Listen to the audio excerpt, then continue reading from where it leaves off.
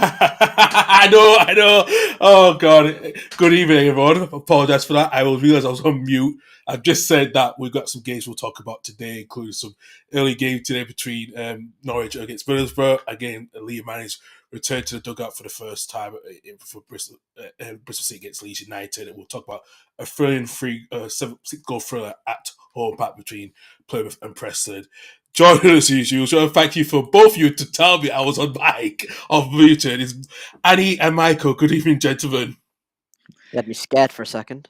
I was going to say either his mic was malfunctioning or he was doing this to be a dick. It was more like I'm looking down on the phone. What are you guys going to mute for?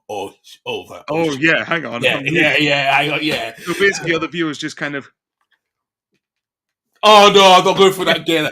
Listen, I actually deleted one of my little studios on my dashboard. So this is now. I think I've realized I may have played one or two of the settings, but I'm decided to use just one recording studio now. So yeah. Oh, you gotta laugh. Well, at least so far, touch wood, things seem to be working all right. Yes, Michael, we missed you. How was Hull last weekend? Well, my voice was sounding like this when I was shouting at the game because I was going like. It's not surprised you didn't come on. Yeah, yeah. Did you have Anton last week? I believe. No, we didn't. The bastard himself was supposed to come on, and he said he was going to come on, and he didn't come on. So he didn't come on when Leicester won and Coventry lost. Yeah. Oh my God, that's embarrassing. That. And come on, you got. I know you're in the Premier League, mate, but come on, stop having a social life. Actually, get on here.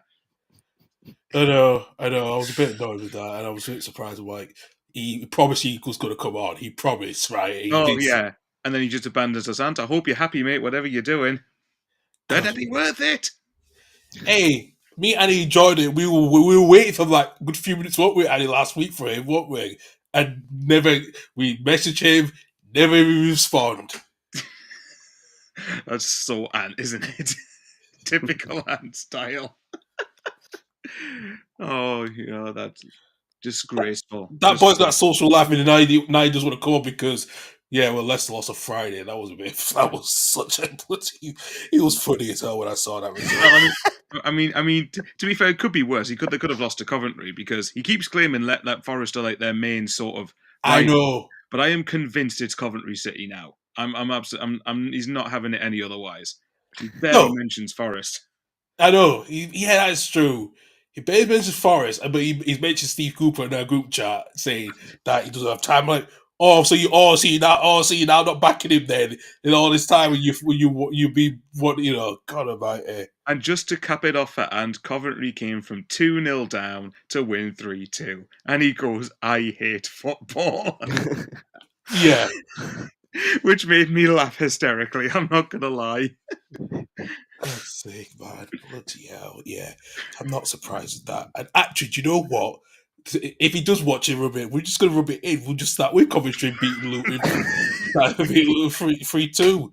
Oh, I have to say, just imagine the scenes when all three of our teams get promoted this season and Leicester come back down. I know. Guys, you want to come and do the championship battle? Like, no. And it would be me like, Carl, do you want to come on? I said, no. After what you did last year, I'm having a lie. So, yeah. What's your life called? Oh, yeah, I'm playing 40 manager. But you screwed us over plenty of times last season, so I'm not coming on now. It would be playing 40 manager, NFL, COD, whatever. That will for next season, the Premier, that will be my life. So, yeah. What a Coventry football manager career. Do you know what? That might happen at some point. It's kind of on my list of one of the teams I might have to manage just to rub it in that space. Yeah. Coventry City, I love it. Do you know what as well, right? Because of how much Anne hates to see, we've gone for nearly 6 minutes where barely talked about any of the football. I know. Do you know what absolutely? I really hope Coventry get Leicester in the FA Cup now. At home. At home, yeah. Please make it happen.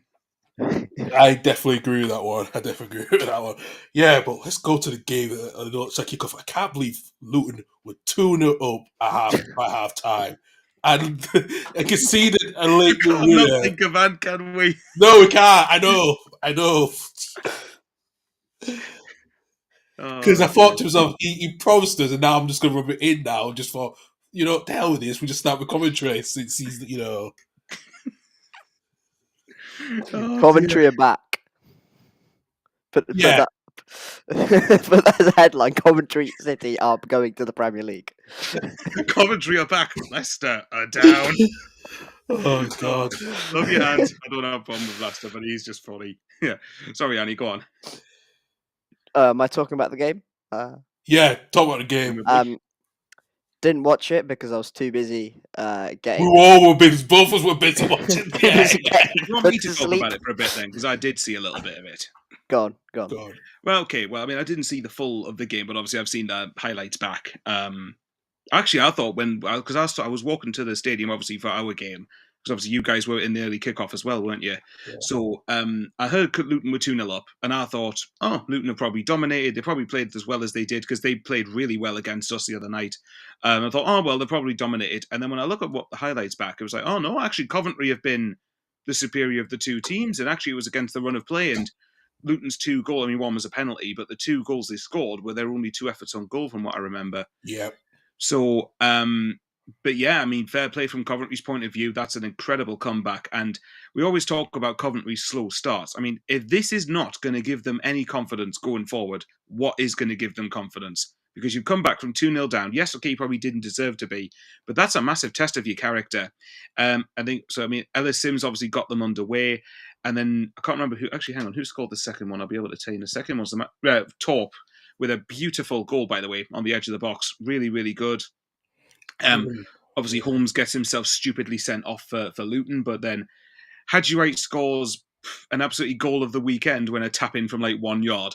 But nevertheless, that's a crucial winner for Coventry, and I think that puts Luton in the bottom 3. Let me double check that. Yep. Yes, it does. Yeah. I mean, but look, I'm not reading too much into that. Like Coventry to Luton from 18th to 22nd is like 1 point. So, it's not exactly definitive at the moment. But from Coventry's point of view, really, really good. And from Luton's, yeah, it's like, well, obviously they battered their rivals, didn't they, last week? Watford 3-0. And then they've lost to Sunderland, which based on this season looks like it doesn't seem to be a disgrace for them. But I think Coventry in particular, when you're up against a really out of form Coventry team, and one that was really, their confidence was rock bottom on the ground, to be 2-0 up and throw that away, to not even get a point, is pretty embarrassing from their perspective. So it's going to be pretty much a post Blues post-mortem for Luton Town. And as for Coventry, I think it's Middlesbrough away coming up next, and they've got Sunderland away for the international break, but I keep forgetting who their game in the middle of that is. Give us 1 second, I'll check for you. But no, from Coventry's point of view, like Mark Robbins, he must be relieved at that, because there were some grumblings of a little bit of pressure starting to sink in. Oh, they've got Derby at home before then. Right. So they've got to use this. We've said this before, but they've got to use this as a platform to kick on now. If they can't, from 2-0 down to 3-2 up, then they might as well pack their bags and not play. Yeah. 100%. Yeah, 100%. Listen, I don't know how Luton go from a win against their rivals to losing it. It's baffled. Well, it has been tough this season completely. So they've had a bit of a mixed start as well. So, but for Coventry to get that win, it was very vital for them completely to get those 3 points. Just to take the pressure off Mark Roberts, as you said, because like I said, there has been grumblings going on, but the club's still backing him anyway. Yeah, I mean, well, isn't it typical? A lot of clubs give the dreaded public backing of the manager, and then probably a lot of them are out 2 weeks later, which is always the amusing part of football. But yeah, I mean, yeah, that will be Ten Hag before the international break. Can he please stay for the rest of the season? So if we get promoted, we sign Amad Diallo permanently. That would be really nice. Just wait until we bought him first, Man United, then you can sack him. But anyway, that's a joke, by the way. There's a long way to go.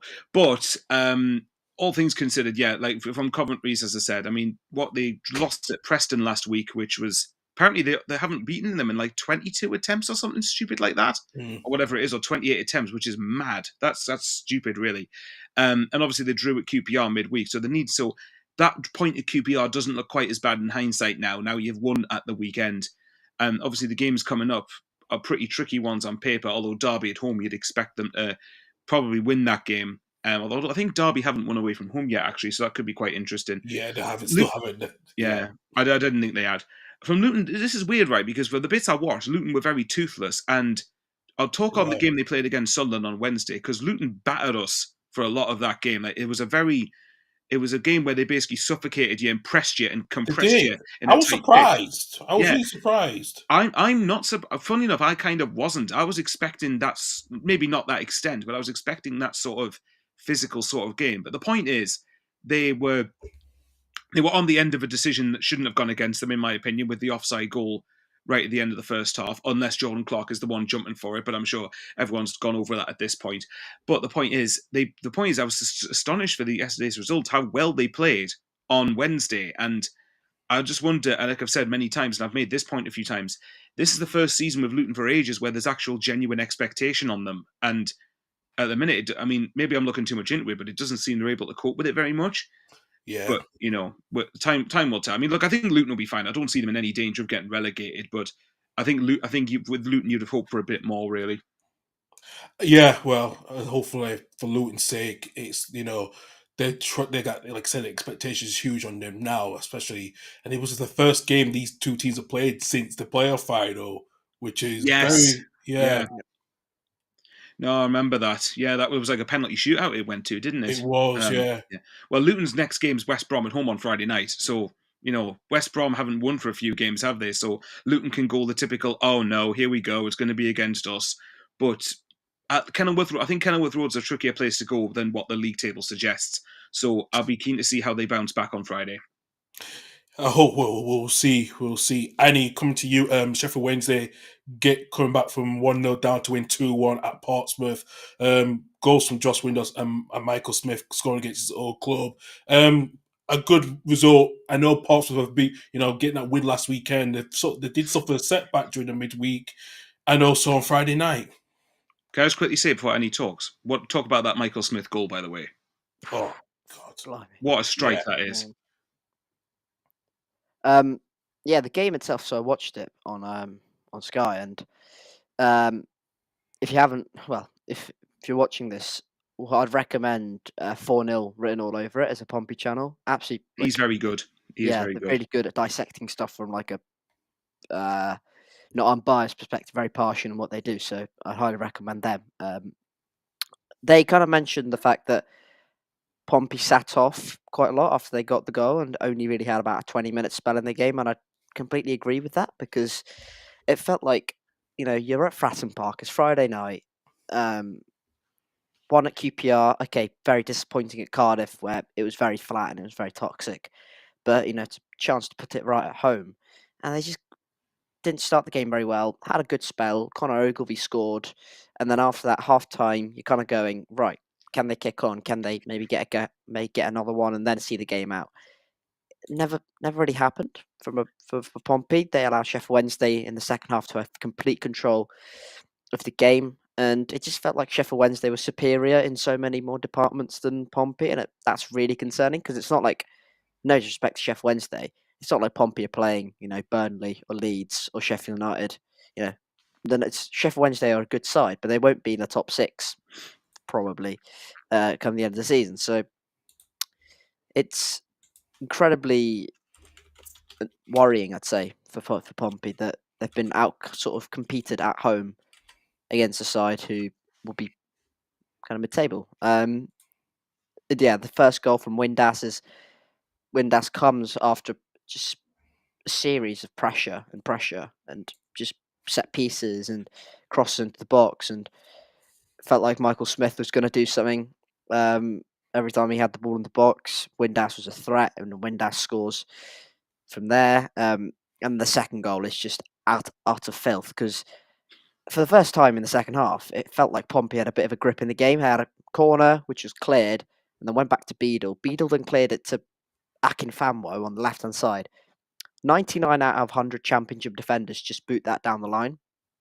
Akinfenwa turns, plays it into the centre of the park, and then Sheffield Wednesday go from there, and it's just one sweeping, beautiful move out to Jan Valery, and you're kind of going, at that stage, you're going, this could be a ridiculously good goal here if he puts it into the box and someone's headed it. He drags it to the edge of the box. There's no one there because Windass has ran past the ball, and you're going, what's Josh Windass doing?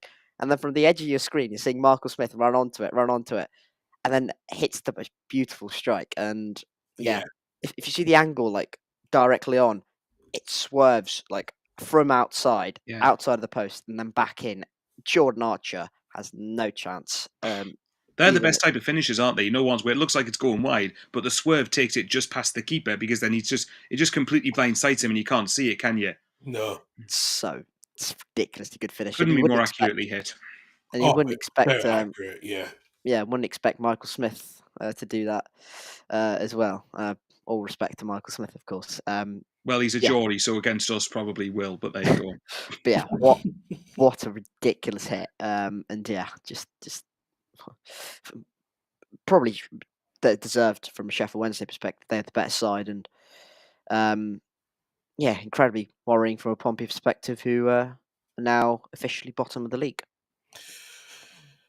Yeah, especially you had that first when you thought, all right, let's get kick out start a season, but losing to QPR and to Sheffield Wednesday on Friday just hits the nail on the head that, results, you can go, you can try and get 2 wins in the bounce, but not everything happens. It takes a while to start that bounceability to push on. So Portsmouth have got a lot of work to do with that one. Just to add to that, if you don't mind, Carl, sorry, is that, we mentioned, I mentioned particularly that Pompey, until they played Stoke, that we mentioned how bad their fixture list was. The last 5 games they've played Stoke, Oxford, QPR, Cardiff, and Sheffield Wednesday. What's the highest position of that? Probably Sheffield Wednesday in like 12th or something. Wherever else it is. And again, look, the league is quite tight, but these are the games, and yes, they've beaten QPR, they drew against Oxford, but really from Pompey's point of view, these were the games where you needed to start getting more results than what you have. Yeah, okay, not win every game. Of course you're not going to, but like maybe win 2 or 3 out of them 5. And look, there's still a lot of games to play there, but the excuse of I wonder, has their confidence been battered too much by having the fixtures that they have done? But then you look at it, they drew against Leeds, Middlesbrough, Luton, Sheffield United, so they've proven they can compete at this level. So I don't know what it is. But I suspect maybe it is just down to a lack of confidence. Yeah, you're more likely right. It's just like a confidence, or just have to go through a very tough fixture list to start off your season in the championship. It is tough. Hopefully, they'll get confidence sooner or later before the next international break. Absolutely, fingers crossed for them. Yeah, Michael, going to you, Turf Moor. I see our rivals Burnley just couldn't get the chances to score against QPR yesterday. It was a 0-0 draw. They just dominated throughout the game, but they just, a very resolute QPR side came in quite well yesterday, given the fact they have been struggling as well. Before I talk about Burnley, I'll mention actually how good a result that is for QPR. I know that Burnley haven't been, if you compare the Burnley of 2 seasons ago to now, it's night and day, really, isn't it? In terms of how threatening they were, in terms of the wow factor, in terms of everything. And look, Burnley have got a manager, granted, who knows how to get promoted from this division. But the fact remains that I don't think many people, it might be less of a shock, but it still wouldn't have been expected for QPR to get something at Burnley. And that's Especially a credit. They didn't even have a shot on target as well and had 25%. Well, then there you go, doesn't it? But either way, yeah. So thankfully for them, Burnley weren't at the races in the final third. But from QPR's point of view, very, very cracking result. Very, very, very good point. They can take some confidence into that and move into the next game for them. Although I hope they don't, because they're playing us next week. But anyway, point is, from QPR's point of view, that's a really good point. From Burnley, yeah, it's weird because Burnley are second. I think they're second. They're just ahead of you on goal difference, aren't they? But it's they are just one ahead of goal difference. Yeah, it's like 1 goal into it, isn't it? So I think the problem with Burnley is that we've had a couple of results like that from them this season when they're games that, and granted they're second at the minute, but if you're really wanting to kick on for the top 2, off the top of my head, Preston at home, QPR at home, Blackburn at home.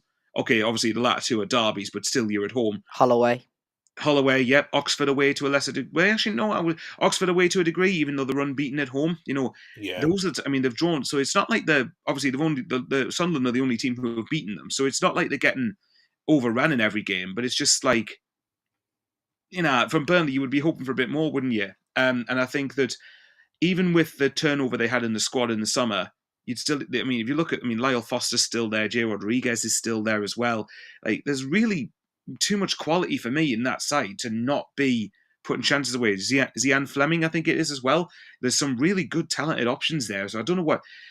But from what I heard and what I saw, that Burnley did have some decent chances. But again, from Burnley's point of view, you need to be either taking those chances or creating more chances like that to increase the likelihood of you scoring. So Burnley will Burnley will definitely be around at least the top 6. Whether their fans deem that as good enough, I don't know. I would imagine probably not. But either way, yeah, from like I said, from QPR's point of view, it's a great point. From Burnley's, you'd hope for a little bit more from them, especially at home. Yeah, absolutely. You do expect this, The especially Scott Parker effect. yeah, especially if you Well, know. Well, I saw there was a couple of Burnley fans. I think it's Turfcast, the Burnley podcast on YouTube, was really, really good actually. I might have been, I can't remember. There was an account on social media. One of them was saying that this is exactly what Bournemouth and Fulham fans warned them about with Scott Parker. So yeah, Parker balled at full effect by the looks of it. It's funny because when Parker ball works, it works. Like it's ridiculously good to watch and ridiculously hard to stop for any team in the Championship. But the problem is, most of the time, it doesn't work because it's really, really hard to execute as well. It's got a lot of technical skill. And when it doesn't work, it's lethargic, it's boring, like it's painful And to it's watch. slow. And it's slow as well. So pedestrian. It's a bit like Russell Martin, actually, funnily enough. It's really slow, really, really trudgy, and it's like watching sludge move, and it's not good enough Pedestrian. because yeah, exactly. And it's not good enough because this Burnley squad have got pace, power, ability, a lot of quality within it. You know, Koleosho, Anthony, Sarmiento, Foster, and then midfield you've got Brownhill, and the fullbacks are really good attacking wise as well. So it's got too much quality in it from what Vincent Company has built. Not to go gun ho in games and try and be pedestrian and soothe out opposition because it doesn't suit this Burnley squad, and quite frankly, it's hampering them more than helping them. I think as well, it's one thing doing it against, like, say for example when they went away to Leeds, right? I mean, from what Carl was saying, that basically it was the story that Leeds had the better of the game, which you would expect. But from Burnley's point of view, that's probably when that tactic works. What Parker wants to do in those games works, but when you're coming up against someone who is perfectly happy to let you have the ball, and it's the same story we've heard, like say for example with Middlesbrough quite a few times, when teams defend a low block, it becomes pedestrian, it becomes slow, and then it becomes stodgy, and you have to keep going all over again. This is where you need to find, if Burnley are wanting to get in the top 2, you need to find a way to turn draws like that into wins. So again, it feels weird being this critical of Burnley because they're second, but again, it's like the league's still that close, isn't it? So yeah, but I agree with Annie. I think this Burnley squad, I think you probably agree, Carl, this Burnley squad's too good to be struggling against the likes of QPR, Preston, Blackburn at home, and then Hull away, Oxford away. It's too good okay, you're going to have the odd game, you're going to drop points. That's natural, but that feels to me like that's few too many games where they've drawn the games that they should really be winning if they match the opponent's work rate. Not saying they're not trying, but it's still we want more. No, yeah. Do you know what? Yeah, I 100% agree. I think the way they played against us, it's like they didn't want the ball. We had the ball for, all right, we'll just take it off your counter attack. And that was what our weakness was when they countered the scored. I think even in that first 25, 30 minutes, we were just, you were on top of them a bit. And then when they play against teams like Blackburn, Oxford, and yes, like QPR, they just don't know what to do when they have so much of the ball. They're just running out of options to break the opposition down completely. And this is what some Bournemouth and Fulham fans were saying. When Scott Parker's tactics, when you have the balls much, you're not going to have the chances to execute them because it's very high tempo to try to execute that game plan. So, but as I say, it's a good point for QPR, and they can go away after a bit of a tough, due to the tough few weeks they've had. To get this point is remarkable. Oh no, definitely. From QPR's point of view, it's a very dogged, resolute performance. I mean, I've just looked at the stats here. So I had 2 shots all game, and obviously that's 0 on target. Although to be fair, they hit the bar in the first 5 minutes actually, so they probably arguably had the best chance, one of the better chances of the game.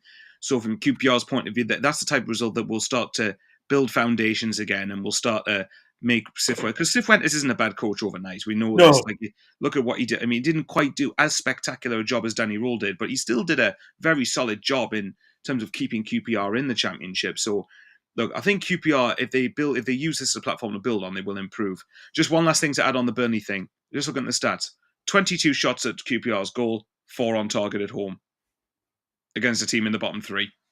But anyway, sorry, now we've gone over that loads of times. But either way, yeah, Burnley, not a good result, really. Better than a defeat, but it's not great. And QPR, really, really good for them. It's something for them to build on.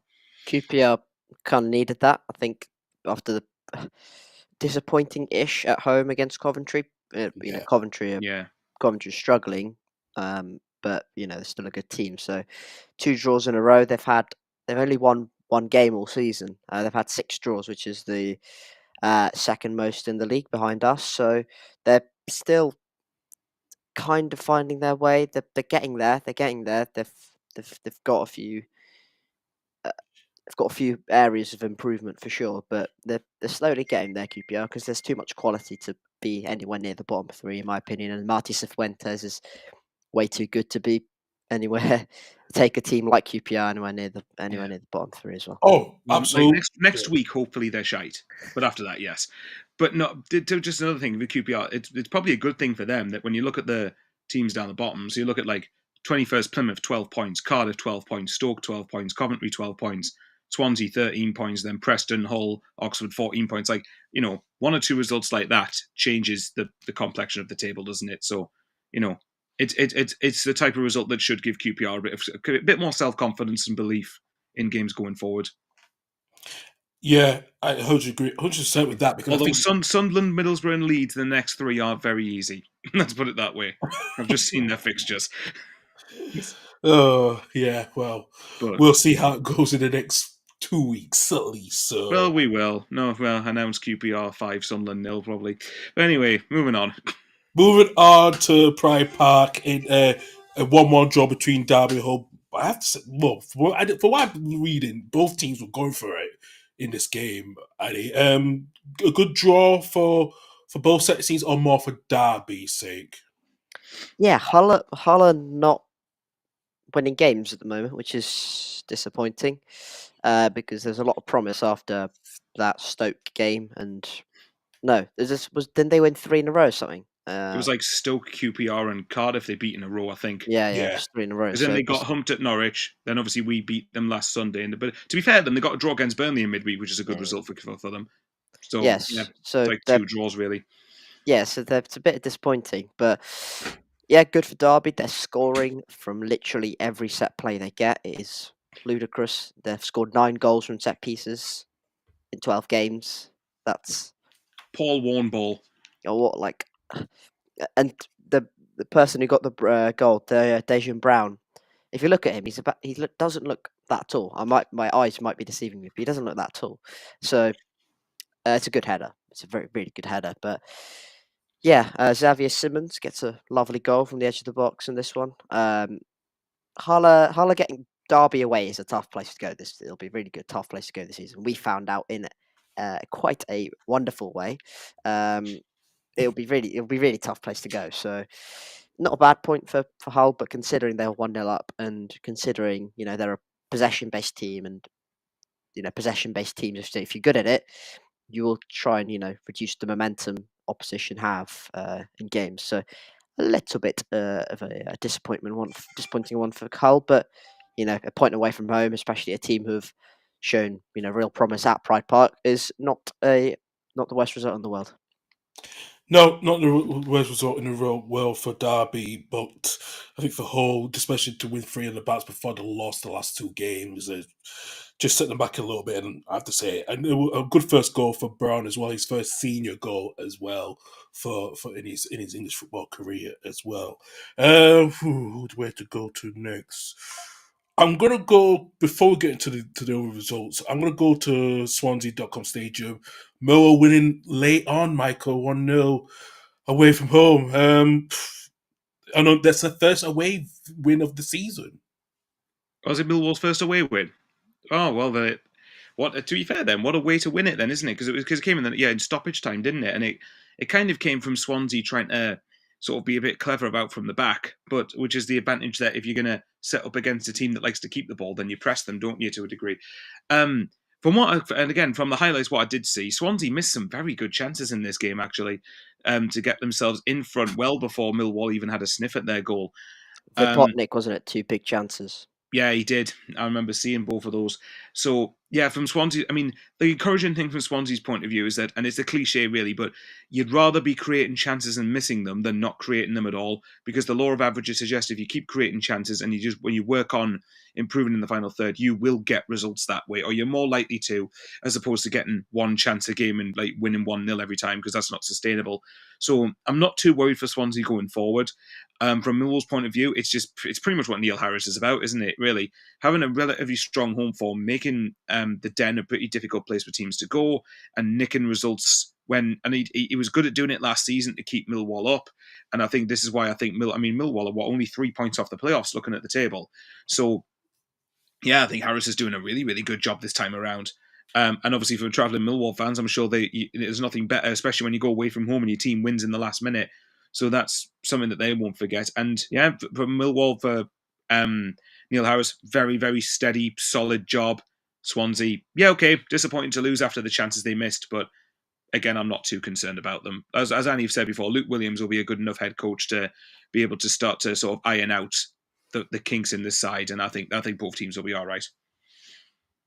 I Yeah. did say that. They're not scoring. They're literally not scoring at all. They've failed to score in their 1, 2, 3, 4, 5 last 5 games. They've failed to score. That's very concerning, especially. Okay, yes, yeah, that would be then. So they've dropped down the table quite a bit as well. So yeah, I don't know. It feels a bit weird because it feels like everything's there for Swansea, but they're not really creating enough big chances. They're having a lot of the ball. They're pretty decent, like defensively. They've only conceded 8 goals, which is the third. So, then it's up there. It's in the top 6 for the best defensive record. So, but they're not scoring anywhere near. Anyone scored less? No, they're the only team in the whole league to have scored single digits number of goals. They've scored 8, which is again nowhere near good in 12 enough. games, that's not great, is it? Yeah, No. it's appalling, really. So yeah, Swansea have to fine tune things and get better at scoring goals, really, because once that happens, and if they keep their defensive kind of record up, they'll start moving up the table quite quickly. But yeah, as Michael mentioned, a bit of a mess from Lawrence Figueroa, who takes an age on the ball and then tries to spread it to the left hand side. But Femi Aziz, who apparently made a hell of a difference when he came on, gets the ball, just runs and runs into the box, and Casper Denor, who I think did the exact same thing for Millwall at Swansea last season, away from home, and scored relatively late on, arriving from late to win the game 1-0 for them. Does the same thing, and yeah, disappointing for Swansea because it's all there, but it just needs that little bit of addition to get things moving. Yeah, agree with that one. Kudos for Swansea, but good win for Millwall. Let's go to the Hawthorns. Again, Michael, West Brom's winning run's now gone to 6 games. This is a bit concerning after they missed several chances yesterday but what does Carlos Corberan needs to do to get them back to winning ways? I suppose if I had the answer to that, I'd probably be in the West Brom coaching staff or backroom team. But yeah, I've just looked at the stats. So they had, again, I kind of love to try and judge everything just based on the statistics, but based on what I've seen here, I can't remember how many times they've hit the woodwork, if anything, but they've had 4 shots on target. It's a bit similar to Burnley against QPR at home. They had 4 shots on target, and with the greatest respect to Cardiff haven't started particularly great, and West Brom you would be hoping for a bit more from them in games like this.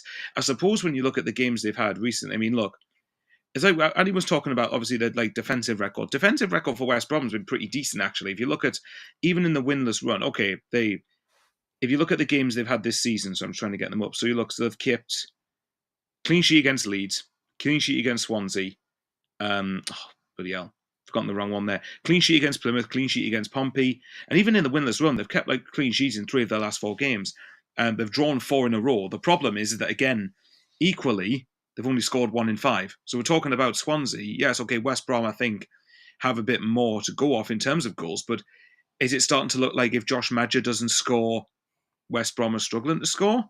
Or am I reading too much into that? So if you look at them, 3 of their last 4 draws have been 0-0.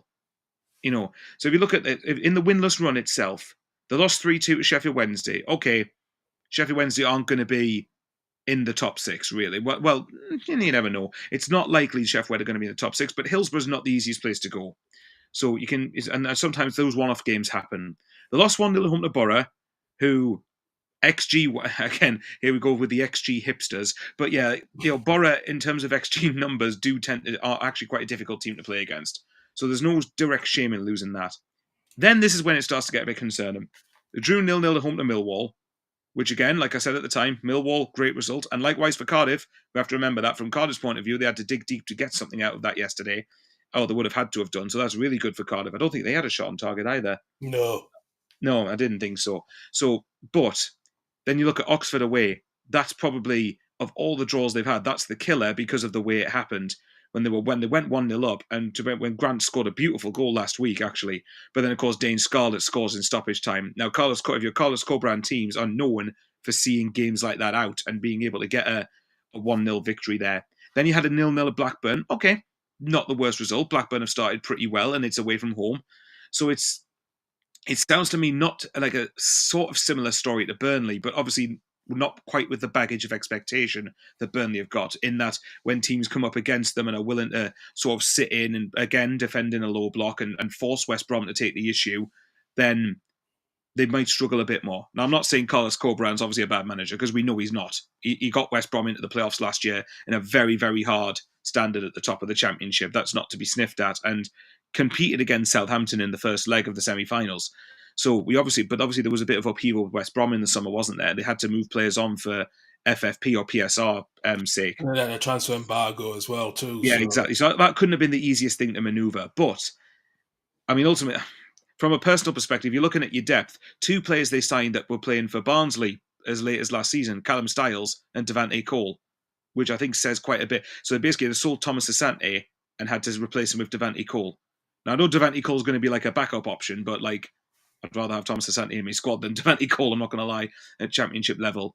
Devante Cole might do a decent job as a free agent either way. And Callum Styles is someone who's, as for speaking from last season, he's okay. It's nothing great, nothing terrible. So, but at the same time, if you look at it on the flip side, to be fair to West Brom, the next 2 games are Luton away and Burnley at home. Now, I can't imagine Luton are going to sit off West Brom at home. I think Luton will probably try to take the initiative to them. And I think that maybe that might suit the strengths of West Brom at the moment. And sometimes if they keep a clean sheet, you can nick a game 1-0.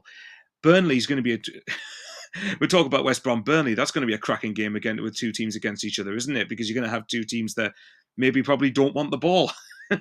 Who knows? To be fair, so look, I'm not too concerned about West Brom, and the good thing for them at the moment is that they're still in 5th place, which says a lot when they've the winless in 6 and they've drawn their last 4. So those draws at the minute are keeping them in the playoff place, and they're 3 points off second, which again is the sort of standard of the league. So again, from West Brom, I would have expected them to have beaten the likes of Millwall and Cardiff at home, but they're still in the top 6, so it could, in theory, be worse.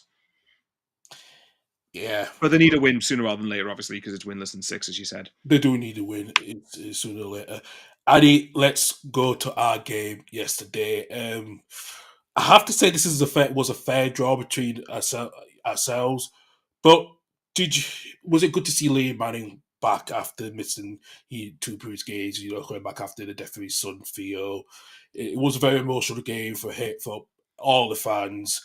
But was this the draw was right for his return after, he had to take bereavement off as well? Great reception, by the way, for him at the start of the game, just to mention that. Yeah, I couldn't. So I was part of that kind of thing, so I couldn't see it properly. So getting signal after the game and seeing it online was just beautiful. It was really nice. because we weren't given too much information on what we'd actually say. But yeah, to fly high was incredible display, and massive props to Section 82 who kind of orchestrated it all and kind of raised money and for that to actually take place. So, yeah. To be honest, I was incredibly surprised to actually see like Liam Manning on the touchline. I noticed him before the game, kind of waving at us, and I was like, "Oh, there he is! This is great." He'll probably go back up to the stands, and Chris Hugg will take charge of the game. He said in a statement on Friday, he said, "See you at the game tomorrow." As this kind of closing statement, so we all kind of expected him to be with his family in the stands and whatnot, but no. Kind of 20 minutes into the game, I kind of noticed him on the touchline when we were kind of making a substitution. I was like, "Is that Liam Manning? What's he doing there?" So, yeah, brilliant to see him on the touchline, and he was kicking every ball with us, a lot of energy. So unreal, and post-match scenes. Obviously, it's a good point, but the post-match scenes were unbelievable as well. We were all singing Liam Manning Side Army, and for like a solid 5 minutes after the game, he took a pretty gentle stroll around Ashton Gate, and he looked on the brink of tears. Yeah, it was an unreal sure moment for him. On the game, I thought we played really well. To be Yeah, he honest, did. I was amazed because I felt the chance that Nonta had, it was clear off the line. I thought Nonta was going to tap it in because it would have been the same score as last season. But boy, that was really, you played really well. What I said, but I think both our goalkeepers were not tested as much yesterday, which is quite rare for us because we know what happened at Sunderland. We got tested quite at the end. So um, No comment. well, yeah. So yeah, I mean Dan James had that one-on-one, didn't he? Where it yeah, was saved by Max O'Leary. But apart from that, there's that Nonto chance you mentioned. But apart from that, Viner, McNally, Naismith when he came on, we were really good. The only real concern from my perspective is obviously the goal scoring. We didn't really create enough in the second half. We created some good moments in the first half.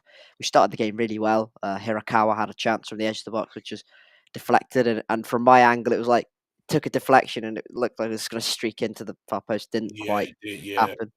Um, Obviously, you have got immense quality with Aronson and Pirro and Nonto and James, and off the bench even. I looked over to your bench when you made the substitutions, and I'm looking and I'm going, "Oh, thank God, Dan James is off." And then I look up, See, then the I thing is, Dan Jones not being fully fit 'cause he had that chance. He had that sort of chance to to try, but he's really been struggling because of Ramazani. He's out for 4 to 6 weeks with knee ligaments. Thankfully, we won't have any surgery, but we know Dan Jones is just trying to come back from his injury. He's not 100% fully fit at the moment, so you yeah, know. but the point I was trying to make was, well, oh, this is great, quality player. He's gone off. I look over to my left and I see Manos Solomon ready to come on, and I'm going, why can't we just give me a break? Like seriously, I've had 70 minutes of Dan James trying to run at Mark Sykes, who's a winger at left wing back. So Do you mean like the meme of The Simpsons? Stop beating him. He's already dead. Yeah. didn't quite die. Didn't quite die. No, not quite that extreme, but No. you know. But yeah, we played defensively. We were outstanding, and I think a lot of people online, some Leeds fans, were kind of mentioning the fact that we played really defensive in that second half, and kind of You wasn't that defensive. like Even I could see that. like um, I see it, and I'm like kind of going, well, we held a really good structure and a really good shape. We had to change to a back five in the middle of the game because our left wing back Ross McCrory he came off. Um, And I don't know if you know this, we have got no more fullbacks at the club because that's Campering. He's our starting left back. He's injured. Hayden Roberts, he's our backup left back. He's injured. Good. So we had to play Ross McCrory, who's our right back. He came back from injury, so we had to play him at left back. He's got injured. So we've had to play Cal Naismith. We had to put in Cal Naismith, who's a centre back. Centre back. He says himself he's not very good at defending, but we still play him at centre back. So we had to move him into a back three, and then our winger Mark Sykes, who normally plays on the right hand side, he's a right-footed right winger. He had to move to left wing back, up against Dan James and Willie Nonto, and you're kind of going, right, this is fantastic. fantastic. Completely makeshift defense up against probably the best attack in the league. Superb. Didn't concede though. So yeah, I think we were kind of forced our hand a little bit in terms of how we had to set up for that second half. But yeah, I was impressed with Jaden Bogle. I thought he was really good on the right hand side. We did give him a lot of space. You did, We did which is give him very a hell. surprising. I thought you would have closed it down a bit more, but you gave him Yeah. a lot of space where he could have had the chances. Actually, from the head, I think it was from the header he went into side net. He had a chance, and I thought that went in. I really did, and then we were side net for so close, Yeah. But yeah, I thought I was very happy with how we played. I don't want to come across as a massive inferiority complex, but Leeds are a much bigger club than us, much better team, much better squad. Arguably, a much better manager as well. Well, track record and whatnot. So to come away with a point, and it feels like we're a team that's not quite fully clicked yet, but we're 7 unbeaten, and we're not losing games, and it feels like there's still more to come from us. And I don't know if that's a good thing or a bad thing, because we're 12 games into the season and we're still not quite there. But I think once it clicks, and I think it will click, I think we're going to be quite good. We played really well at Stoke in midweek and absolutely battered them. Like, it was 28 shots we had in the end and hit the post about 15 million times. And Victor Johansson decided to turn into prime Buffon for about 90 minutes. It felt like, okay, that is the level of performance. So if we play like that every week, obviously we're not going to do that. If we try and replicate that every week, we're going to be up there, challenging for the playoffs this season. So it's just about keeping this run going. We're still unbeaten at Ashton Gate, which is massive for us. I think it's been like 238 days since we last lost there. So it's a really tough place to go. We're gradually building. I think it's just about Manning now coming back, fine tuning a few things. Marcus McGuane, who made his first start yesterday in midfield, I thought had a really good game against Tanaka and Rothwell. That's a ridiculously hard combination to come up against. So yeah, happy with the point. Very happy with the point, and keeps on beat and run going. It's just about fine tuning a few things, getting that attack right, still remaining hard to beat, and yeah, keeping on climbing up the league. Same as well with us. We still unbeaten away from home, surprisingly, and I think some Leeds fans were not happy with the chance. I think not just one as I was missing the injury, we also miss with Firpo because Firpo was suspended. So I think we also got a few other players that now going to be suspended as well. As I need to see. I don't know who got the book yesterday, and I know one of them did get his fifth yesterday, and I think I'm going to guess it was more. Oh God, I think it was more. But it was either non-to Bogle, wasn't it? Yeah, it was. Yeah, so yeah, Bogle's now is now suspended for the next game. So which means we have to put Sam Byram on the right and Ferber comes back on the left. But I've heard that Max Ferber, who hasn't been played as much, is coming back from his injury, so it could alleviate the difference there. We've got Isaac Smith who can play on the left as well. So as you say, it's just someone to play on the right. I think because Byron is the only suitable right back we have. So, but like I said, it's a fair draw. And like I said, it's only 12 games. Nothing's decided at the moment. Nothing's decided who's going to go promoted yet because we still got teams at the bottom that could make a really good run. So we'll wait and see with that one. And even some Leeds fans, Michael was saying this the other day, said some of the Leeds fans are saying Leeds at Sunderland is now the Ipswich now, which is true in a way. I know we'll get on to Sunderland in a bit, but I would bloody take us being in Ipswich this season because if we finish where they did, then I'm not going to be mourning whatsoever. I'll just quickly say, if you don't mind, on the game. I mean, obviously, as we said, it's great for Liam Manning to be back in the dugout. I mean, that goes without saying. From Bristol City's point of view, I said, no, it's a really cracking point. I mean, I did see we're going on themes of not having a shot on target, but the difference is Bristol City are playing against one of the best teams in the league as opposed to Burnley playing QPR and West Brom playing Cardiff. No, hang on. Sorry, no, I'm telling you. No, ignore that. I'm talking rubbish. Now, the point is, they're playing against one of the best teams in the league. I think the only thing with Leeds, I think you've drawn your last couple of away games, haven't you? Yeah. I could be wrong with that. So obviously, so I think obviously there comes a point you need to start turning a couple of the away draws into wins. But at Ellen Road, with the exception of Pompey, which was a freak game at the start of the season, and Burnley, where from what I saw in the highlights, you should have got something out of. That's if ultimately, I suppose it's the cliche again. If you win your home games and pick up away points away from home, it's a recipe to being up there, isn't it?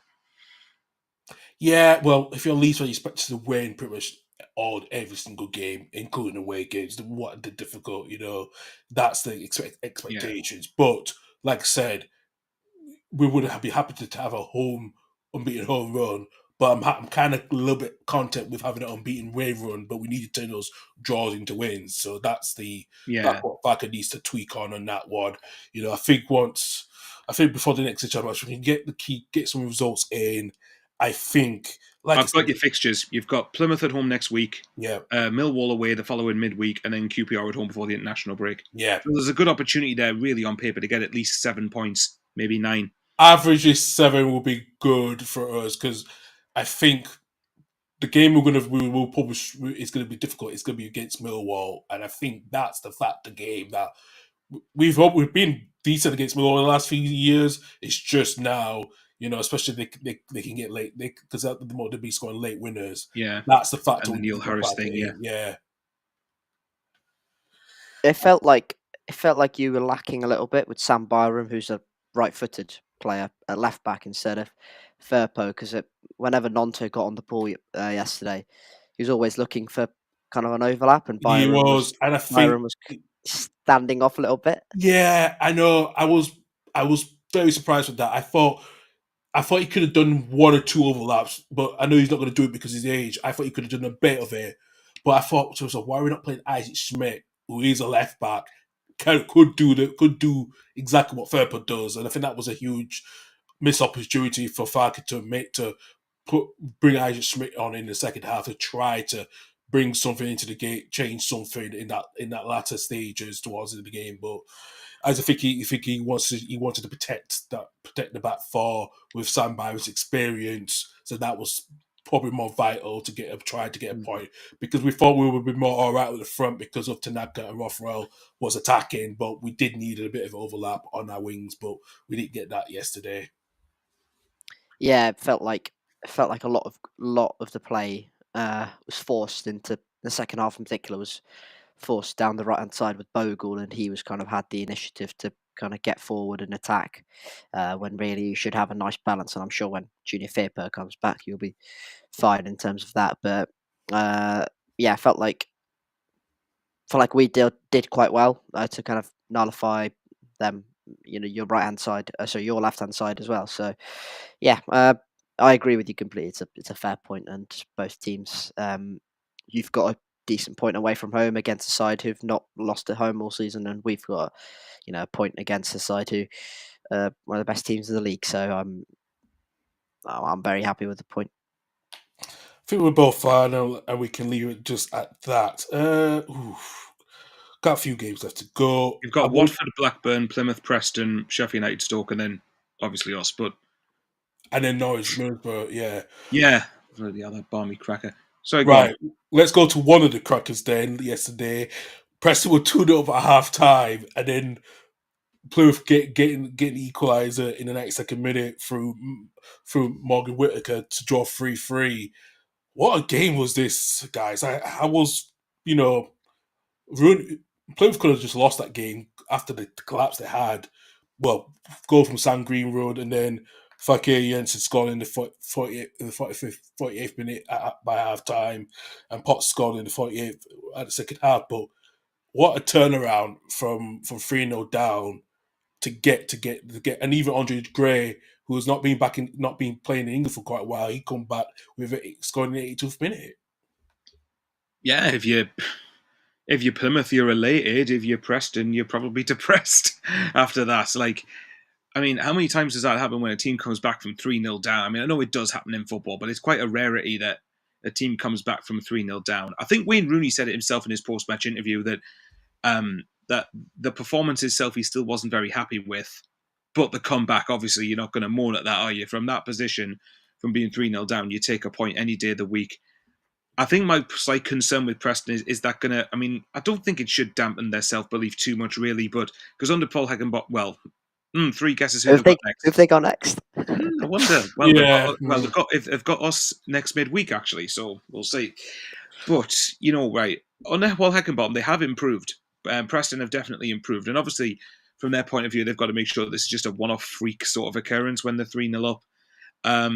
From Plymouth's point of view, again, it's an elation being 3-0 down and you score in the stoppage time. And they could have won it at the end as well, which is even more bonkers about it. So, on the one hand, yes, from Plymouth, you're not going to be happy going 3-0 down at home to a tight side that are probably going to be in mid-table or maybe pushing top half.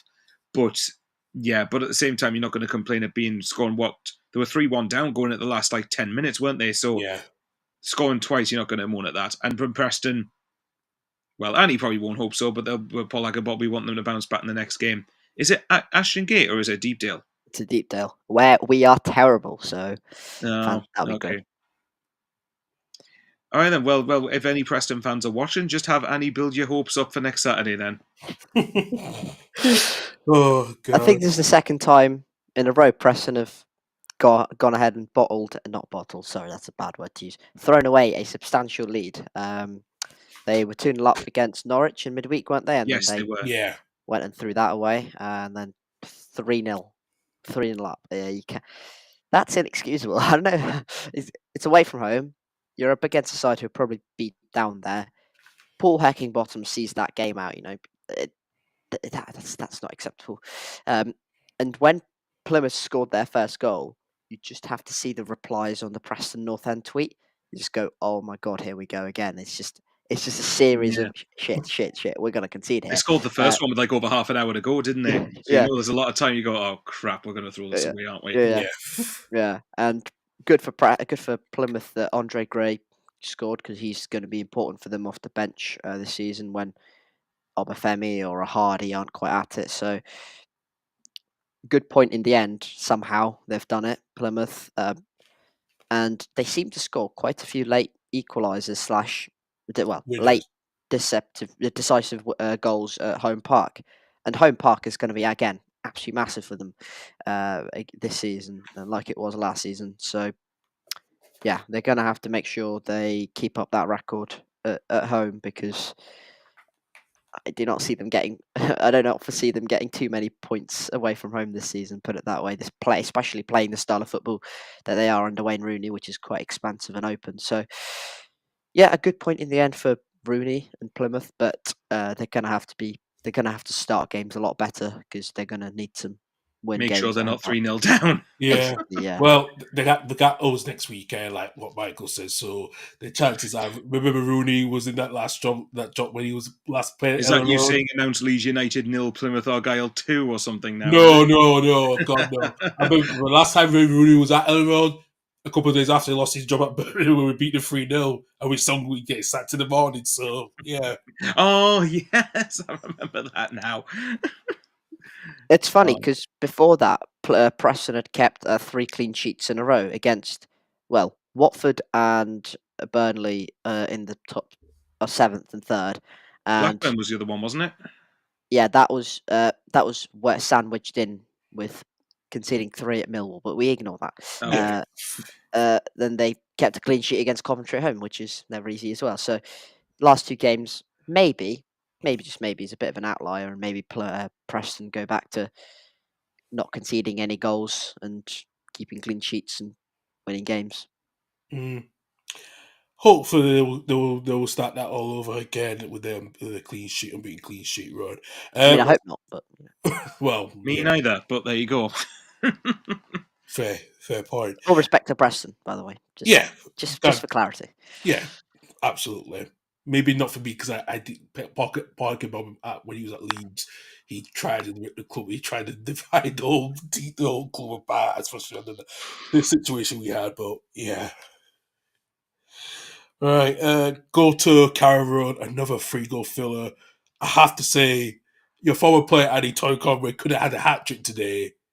Should have had a hat trick. Should have, yeah. Yeah. Well, okay then. Let's just say Annie's messages in the group chat during this game were quite amusing. So, Yeah, I think I missed the first. I think actually, funny enough, I switched the game on because I kept thinking, why is it not on Sky Sports? And then I realized, hang on, why is was it Motherwell versus Celtic or Do something? you know? Listen, I was thinking that the same as well because I was watching the Edward Derby earlier in the game. I thought, why did they move with Celtic when Celtic's going to kill them off? So what's the point? Celtic's going to win like 5-0 anyway, so what's the point? Yeah. But yeah, obviously Sky Sports Plus and everything. But to be fair, right, I switched it on, and just as I switched it on, Boris Sainz scores the peach of a first goal.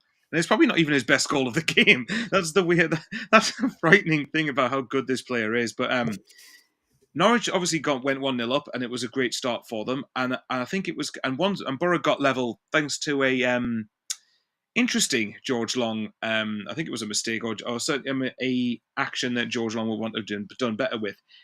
From that point on till half time, though, Middlesbrough were very good. Like I was astonished actually how.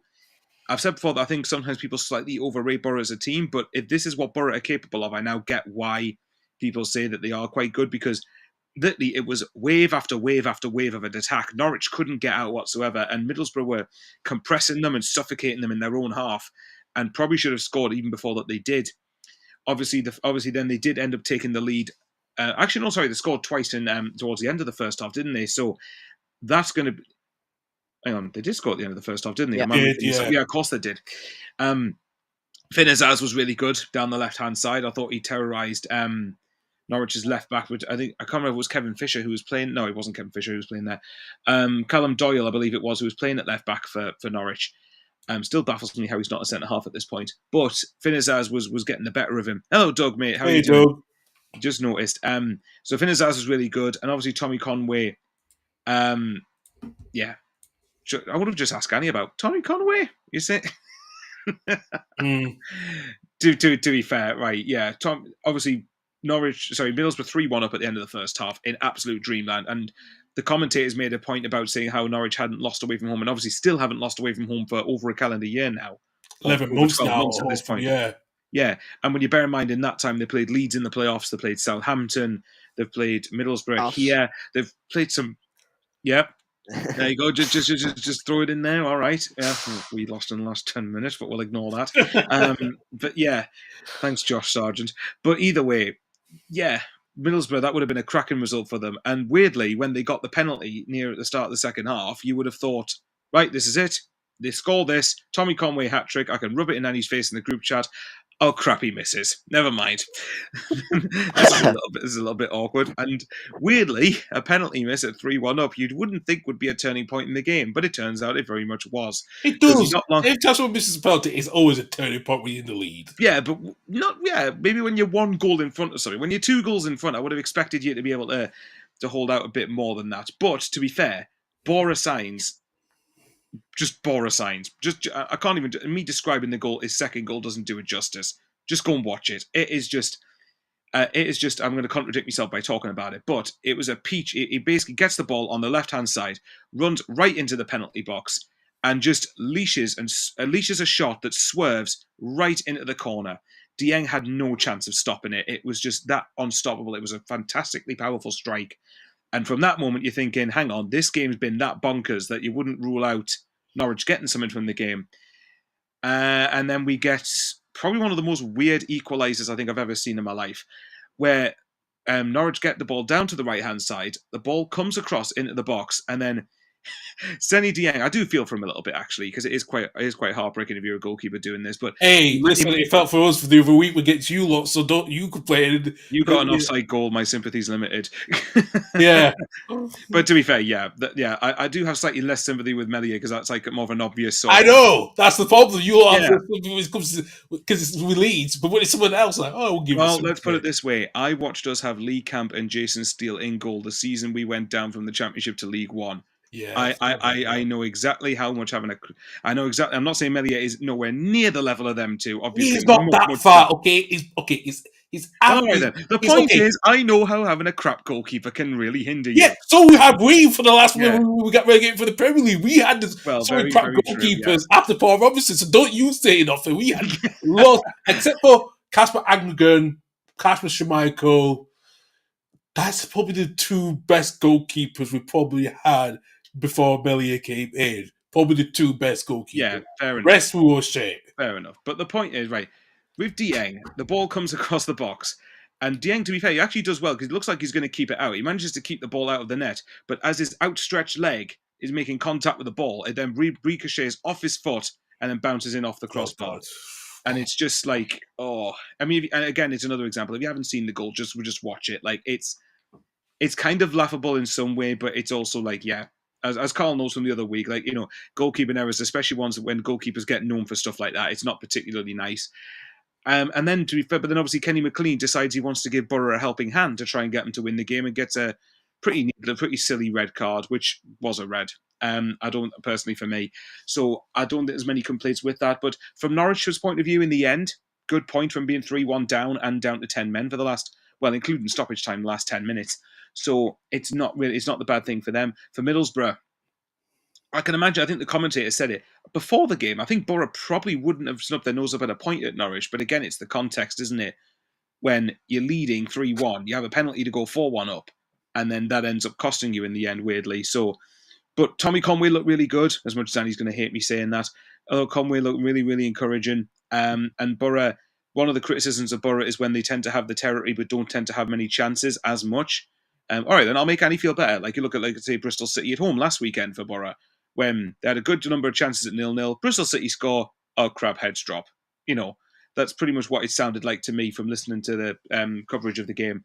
So it's good for Middlesbrough to get 3 goals away from home, especially. But yeah, and to be fair to them, I mean, if you look at again, I'm going to point out the XG hipster shite again, but Middlesbrough had an XG of over 3 goals in this game. I think Norwich's was something like 0.68 from what I remember seeing at the end. So that doesn't account for 2 screamers and a ridiculous own goal. So I wouldn't be too disheartened if I was Borough. But yeah, from Norwich's point of view, very good point. 1 for Norwich, I think. Sorry? It was 1.1 the XG for Norwich. Oh, well, blame Sky Sports then, because that was why I got that stat from. Was some Sky wrong. But yeah, no, considerably better point for Norwich in the end than Middlesbrough. Yeah, fair. Well, good draw. But it was, but I will say, as a neutral, it was one of the best games of the season to watch. It was just crackers from start to finish. Well, I will give it a quick watch as well after this, and I'll see for myself. We've got at least 2-3 more games left. We'll get through this quickly. Annie, what good win for Watford coming from Kayambe with a penalty. 1-0 gets Blackburn. They are now unbeaten in 10 home games. What has Tom Cleverley done with that team at home? They've looked really a lot more better. Can I just say with Tom Cleverley, do you mean being in charge for longer than 2 months? Yes. Well, it's funny because they're very bad away from home, but they're really, really unbelievable at home. So if they can find a balance, they won't be too far off because they've still got good quality in that team. Blackburn missed a hell of a lot of chances in this game. Is all I'm going to say. They've rued their missed chances eventually. Yeah, we're going to win for Watford. You know, Blackburn are hard to break down. Like pretty good. They're a really good defensive team. We found that out at that place. I mean, didn't help we conceded 3 goals, but you know, but still, they're a good team. Eustace has made them. I suppose there's a homecoming for John Eustace in many ways, isn't it? He played for Watford, didn't he? He did, yeah. Player. So, this is a good win for Watford, and they keep themselves in touch, which is, I think, a hell of a lot better than what a lot of people would have predicted for Cleverley. I think. So, yeah, they look good. The Cleverley is not kind of stuck to one way of playing. He looks adaptable. Looks quite direct, but quite fast and quite effective as well. So, yeah, very impressive for Watford, and good to keep this run going because they want to keep banking on these points. Because if we all are right and they will start moving down the table, these points come to the end of the season are going to be crucial to how they where they eventually finish. Especially when Tom Cleverley probably won't be there anymore. Yeah, maybe. Yeah. Maybe. Absolutely. Let's go to the penalty game. The game at Bramwell Lane. Sheffield United winning 2-0 against Stoke. Kiefer Moore and Tyrese Campbell scoring against his old club. The celebration was quite funny. It was, actually. I did see that, yeah. I did see that. But also, this was the first home game for Sheffield United, you know, to pay tribute to their former fullback, George Baldock, after his recent death just 2 weeks ago. A good home win for Chris Wilder after a bit of a disappointing performance against Leeds, but also early in the week as well. Because I'm just looking at the results early in the week. They actually lost 1-0 Middlesbrough to as well. Middlesbrough. Yeah. Yeah. Do you know what, John? And do you want to start first, or do you want me? No, I was just going to say, Ender Stevens, who's obviously a Stoke City player now, but obviously, kind of a legend at Sheffield United with that Yeah. kind of promotion from League One into the Premier League and that ninth place finish. It was always him and Baldock, wasn't it? Like, you're always it's kind of, it was Chris Wilder, and it was Ender Stevens, and it was George Baldock, and it was Ian O'Connell and Basham, and it was kind of iconic. And he, despite Stoke losing the game, he kind of talked to BBC Radio Stoke after the game and kind of mentioned, it kind of felt like losing your right hand in many ways. And you could see he was like on the brink of tears. He was really emotional. And what I thought was really nice as well, Sheffield United did their team talk around the wreath that was placed for George Baldock as well, and Chris Wilder put down a George Baldock shirt next to the wreath as well. So an incredibly emotional Bramall Lane, I'm sure, because losing not just a player, a player so kind of crucial to how the successes they've had in recent seasons under the same manager is just so devastating, and clearly a well liked guy as well around Sheffield United. So devastating blow for Sheffield United, and our condolences, I'm sure, with George's family and close friends. No, it's no age as well, is it? It's that's probably one of the harder things about it. So I think it sort of re-emphasizes the point about speaking up and being able to, being able to actually talk about whatever's going on in your life. But no, the tribute was really, really nice to see. Even just watching on the highlight show, like it actually moved me seeing it. And obviously, as someone who has no affiliation to Sheffield United or George Baldock, but obviously is aware of what's happened. So yeah, I mean, the day ultimately was about that. Really, is about. I mean, obviously the game had to be played, but it felt quite fitting in a way that Sheffield United won for me, because of all of that stuff that was going on. But if you're quickly talking about the game, I think from Sheffield United, it's the type of game after losing the way it Leeds and Middlesbrough, which are two tough away games, but they needed to not lose and not drop points in a third consecutive game in the week. So to beat, yeah, okay, you're going to face probably tougher games in Stoke, but you're also not going to face, you're not going to have they're not the easiest team to play against either. So to get a win seems seemingly fairly comfortable. And for Tyrese Campbell, who I didn't even know played for Sheffield United until I saw the highlights, like, oh, since when does he sign for them? Yeah, But Stoke released him at the end of last season, summer. Was very surprising because he was actually one of their good players, and I was surprised he got released. yeah, so isn't it typical that the old typical ex-player scores against your club when you've just released them? So let's just say I don't think Tyrese Campbell and Stoke fans seem to get on too well after the fact he just shushes the away end. Obviously, Kiefer Moore gets the first goal, so it was important for Sheffield United's point of view to get themselves back on track after two defeats, because, like I said, I watched them against Leeds, and I said in the group chat to Carl, I think that they were comfortably second best all game. And at Borough, played okay. I wouldn't say they necessarily deserve to lose, but it's not a.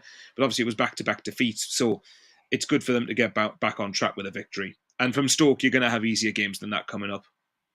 And Sheffield United's fixtures, if we're looking at the kind of promotion kind of chase at the moment, they look interesting to say the least. Got a couple of really difficult away games in there, and obviously, a derby game against Wednesday, which is interesting. You've got Blackburn away, which is difficult. Blackburn No, it is. They've Blackburn are started well. Blackburn are really good at home. Yeah. And then they come to us, which is looking a pretty difficult test at the moment at Ashton Gate, and then Derby, and then Coventry away is tough. And then it gets really nice with Oxford, and Sunderland at home, which is incredibly easy at the moment, and West Brom away, which is again a really really easy place to go. So yeah, they've got some tough fixtures coming up, Sheffield United. So it's just about finding some consistency and grinding out results, because the winter period in the Championship is brutal. So, Very. but Chris Wilder's been here, done it. So he's probably the right man for Blazers to see this out. We'll hope so indeed. Michael, let's finish off with a good win for your boys. It's on the winning 2-0 against Oxford. I have to say, the goal from the second goal from Wilson Idol, what a strike. it was one of those when you see a great goal live in the ground, I was kind of like stunned that he took that on and basically did it shot first time. To be honest, on the game, I mean, look, I had a bit of trepidation going into this game because for a couple of reasons. One, because Sunderland never take it, because obviously you guys had drawn, so we saw that before kickoff. We thought, oh, here's a chance to move a little bit clear of Leeds. And look, we're not saying that we're going to finish where we are. I mean, I'd love us to, but look, 12 games. It's 12 games. Like, there's still, 34 games left to play. If we're still here come game week 44, then maybe I might believe. But yeah, that's how cautious. I'm just keeping my feet on the ground at the minute. But the point is, we saw that, and I thought, this is the typical Sunderland thing now, where we're probably going to draw 1-1 or lose 1-0 or something to a team that also, like Derby, haven't won away from home yet. So I was concerned about that. I was also very concerned with, I don't think either of you will have watched the Luton-Sunderland game on Wednesday, but if you did, you'd have seen the highlights. Luton would have physically took a lot out of us, and I thought that was going to be. I saw the highlights. It looked very. It was a very, very physically demanding game and mentally quite draining as well. So I thought, this is going to be tricky. And Oxford haven't disgraced themselves, by the way. I mean, I know they've winless in the last 4 or 5, I think it is. They've drawn their previous 4 games, I believe, in the build up to this one. So obviously, look, they're not to be taken lightly at all. It's a tricky game, people. And remember, in the run of draws they've had before this game, Burnley and West Brom were 2 of them. And from what I saw against West Brom, they deserved to get something. Luton as well, coming 2-0 down away from home at Luton, drawn away at Portsmouth, who would have been wanting a response after being beat 6-1 against Stoke. So it's not an easy. It's not. I could be wrong here. I don't know if either of you know this. I think this is the first time away from home this season that Oxford have been beaten by more than 1 goal. I'm pretty sure every one of their defeats has been by a single goal. Yeah, no, it has been because they lost 2-1 at Blackburn earlier in the season. Yeah, it is actually because looking at their fixtures, I think away from home, they haven't lost more than two goals. Actually, yeah, should have been at our place, but we don't talk about that. Yeah, the Liam Manning derby. Yeah, yeah. Well, but either way, so and also another one is that the last time I can never remember the last time in the Championship when we've had a 3-game week and we win the first 2, and then we somehow find a way not to win the third one. So I was kind of like, this might be tricky. But to be fair, obviously there was a bit of a blow with Anthony Patterson being out and Simon Moore came in. But to be fair, if you're going to have a game without Anthony Patterson, then, and I say this with respect to Oxford, because in League One I hated playing against them. They were always very difficult. But Moore barely had anything to do. And I think it was apparently Oxford were missing a few of their key players. Projeta and Dembele, for a start, both were absent from this game. And Oxford, for me, from the first 10 minutes, you could see that their game plan was basically just to come up here and play for a 0-0 and hope they get it. Which I'd like to think now Sunderland away, especially away from home, is going to be viewed as a tough game now for pretty much anyone in the Championship. So, but it was obviously a matter of Sunderland trying to break them down, and we had a good chance with Patrick Roberts from a free kick not long before we scored, which their keeper manages to save. It's pretty routine, but you managed to tip it past the post. And then obviously the first goal comes after 15 minutes or 16 minutes, according to the report. But Trey Hume puts a lovely ball into the box, and Joe Bellingham's run actually in the build-up to this is really, really good, and I didn't notice it until I watched the highlights back. But he starts on the edge of the box and then runs into the area where the ball's travelling to after Trey Hume crosses it. So, and it was a pretty decent header as well. It's just Joe Bellingham, I say, it's pretty standard, really. But, and I'll say this, Joe Bellingham is getting so much better every time I'm watching him. Like last season, as you know, there was a lot of games when he was getting played and burnt out because he was being played so damn much. This season, he's become a monster in the midfield. And another one for me, I think Dan Neil was almost back to his best yesterday, because while I rate him as a player, still rate him highly, he hasn't had the most stellar of starts of the season. In the first half as well, we should have been a couple of goals ahead. A great chance is when I think it was Joe who feeds through Chris Rigg on the right hand side of the penalty area, and he shoots straight at the keeper. Where if you place it either side or potentially under, it could have been 2-0. Probably should have been 2-0. And obviously the worrying thing is, as you both know, when you're dominating a game and it's 1-0, all it takes is one dodgy moment, one lapse in concentration, one controversial decision, and it could be 1-1 and the game switches on its head. So that was my concern at half-time, especially when I saw Burnley were drawn as well. I was like, oh, come on, don't cock this up, please. Start of the second half, it pretty much continued the same way that the first one ended, and there was another one where Chris Rigg was fed again into the edge of the penalty area, and it's one of those frustrating things, as you both probably will know this, when your players have got a good chance to shoot, he trickles with the ball, holds onto it too long, and by the time something does happen, the chance is gone and everyone's got back. It was really frustrating. But Oxford were kind of architects of their own downfall for the second goal, because from an Oxford point of view, it was disappointing for them to give the ball away as easily as they did. And they weren't really getting overly pressed, I don't think, in the build-up to it, from what I can remember. But I'll talk about this. Dan Neal's ball through to Wilson Isidore was really good. It's a good lob ball. And for me personally, this is Sunderland's goal of the season so far. Like, it is, the technique on it is just fantastic. I mean, to even take a touch and score that after taking a touch would have been good enough.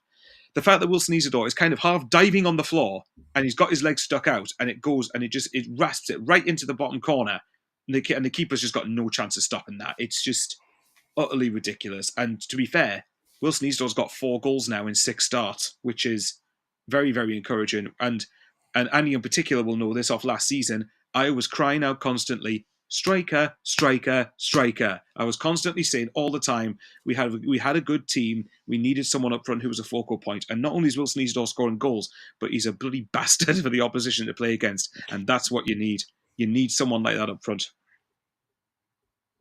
Sorry, Carl, you were going to say something else. No, absolutely. I 100% agree with you. I remember you basically said you needed a striker, and I think you found that replacement who's scoring 4 goals in 6 games when he started. It's a good return, especially how you guys have started this season. So no, absolutely. But I mean, as well, Wilson Isidore's the first time since Ross Stewart was sold that we've had an outlet. And don't get me wrong, I stand by that selling Ross Stewart was the right call, because I think it was the right call, because you see what's happened at Southampton. He's not getting Yeah, exactly. So, he's not experiencing, I mean, Annie will be happy he's not experiencing much of Russell Martin ball. So, that's all right for him, isn't it? But, like, Joe and I, we've got 10 million for him when he was not signing a new deal for fair reasons.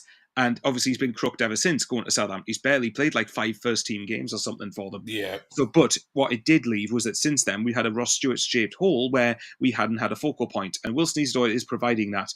Obviously he went off with a bit of a knock, but it looks like that was precautionary, hopefully. So fingers crossed for QPR next week, he's fine. Really, for me, though, this was... I know we beat Sheffield Wednesday 4-0, but for me, this was our... No game's easy, but it was our most straightforward game of the season. And I think... And you could tell probably Oxford were missing a few key players in this game.